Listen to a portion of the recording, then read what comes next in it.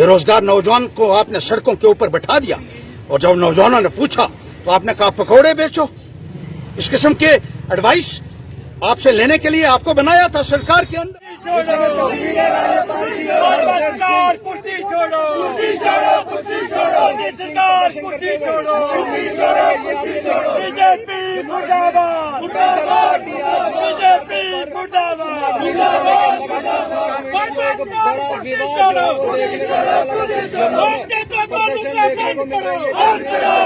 तो 28% तक जीएसटी आपने लोगों की हालत ये है कि हर एक चीज के ऊपर आज टैक्स है। खाने पीने की चीजों के ऊपर टैक्स है, बच्चों की किताबों के ऊपर, कॉपियों के ऊपर टैक्स है, पेन पेंसिल के ऊपर टैक्स है, पेट्रोल डीजल के ऊपर 3 टैक्स लगे हुए हैं, गैस के ऊपर टैक्स है।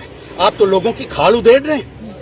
क्या आपको सत्ता में बने रहने का कोई अधिकार है? मैं पूछना चाहता हूँ। जो कह रहे हैं वो उनकी अपनी भाषा नहीं है, वो भारतीय जनता पार्टी की भाषा बोल रहे हैं। भारतीय जनता पार्टी ने उनको यहाँ लाया हुआ है और वो वही कहते हैं जो बीजेपी उनको कहती है। इसलिए हमें बीजेपी की सरकार को पूछना है, जो यहाँ बिजली तो दे नहीं सकी है, लगातार कट, जब देखो कभी शेड्यूल्ड कट है, कभी अनशेड्यूल्ड कट है, बिजली लोगों को हासिल नहीं हो रही है। बच्चों की पढ़ाई से कितनी बर्बाद हो रही है, बिल कितने आ रहे हैं। गांव में चले जाइए, फ्लैट रेट लगा रहे हैं 900 रुपया लोगों से।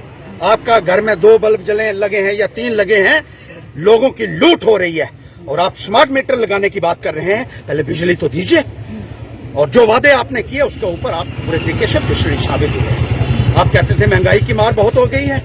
अब मुझे बताइए कि महंगाई जो है वो आसमान के ऊपर किसने चढ़ाई है? जितनी आपकी सरकार में महंगाई हुई, जितनी आपकी सरकार में टैक्सों की मार लोगों को लगी।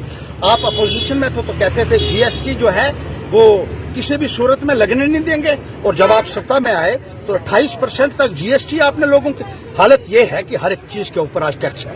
खाने पीने की चीजों के ऊपर टैक्स है, बच्चों की किताबों के ऊपर, कॉपियों के ऊपर टैक्स है, पेन पेंसिल के ऊपर टैक्स है, पेट्रोल डीजल के ऊपर 3 टैक्स लगे हुए हैं, गैस के ऊपर टैक्स है।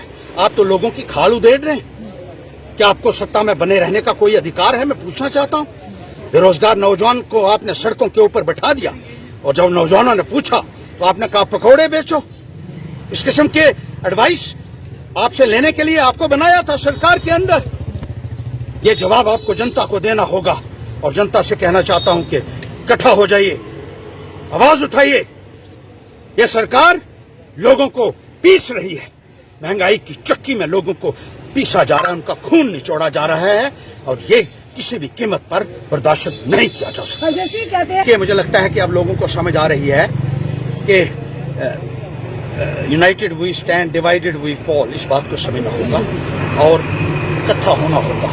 जो लोग समझते हैं कि जुल्म हो रहा है, अत्याचार हो रहा है और यहाँ के लोगों को अपने जमहूरी अधिकारों से भी वंचित किया जा रहा है, अपने संवैधानिक अधिकारों से वंचित किया जा रहा है, उनको इकट्ठा होना होगा। और इसकी पहल हम पहले भी कर चुके हैं और अब भी कहना चाहते हैं कि आइए सब मिलजुल कर लोगों की समस्याओं को उठाएं और उसके लिए लड़ें। अपने लिए लड़ने के बजाय लोगों के लिए लड़ाई लड़ें, ये बहुत लाजमी है। अगर आने वाले वक्त में आपने इस जम्मू कश्मीर को बचाना है, वरना जम्मू कश्मीर को बर्बाद करने में भारतीय जनता पार्टी ने कोई कसर बाकी नहीं रखी।